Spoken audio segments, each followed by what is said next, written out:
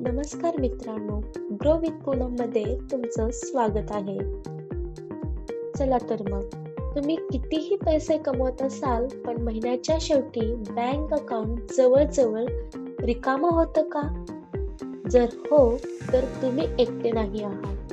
आज आपण अशा 7 मोठ्या चुका पाहणार आहोत ज्यामुळे पैसे टिकत नाहीत आणि त्यावर सोपे उपायही जाणून घेऊ.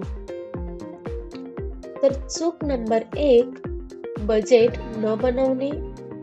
येस, अनेक लोक काय करतात, पैसे कमवतात पण महिन्याचा खर्च लिहून ठेवत नाही. जे मोजलं जातं तेच नियंत्रित करता येतं. म्हणून प्रत्येक महिन्याचा बजेट तयार करा. चूक नंबर 2, गरज आणि इच्छा यातील फरक न समजणे. समजा मोबाईल, कपडे, ऑनलाईन शॉपिंग हे खरंच गरजेचं आहे का, की फक्त इच्छा? हा प्रश्न स्वतःला नेहमी विचारा. चूक नंबर 3, बचत शेवटी करणे. अनेक लोक आधी खर्च करतात आणि जे उरतं ते वाचवतात. पण योग्य सवय म्हणजे पहिले बचत आणि नंतर खर्च. चूक नंबर 4, इमर्जन्सी फंड नसणे. अचानक आजारपण, नोकरी जाणे किंवा इतर खर्च आल्यास लोक कर्ज घेतात. यासाठी 3 ते 6 महिन्याच्या खर्चा इतकी बचत तयार ठेवा. चूक नंबर 5, इम्पल्सिव्ह बाईंग. तर काय, डिस्काउंट पाहून लोक लगेच खरेदी करतात.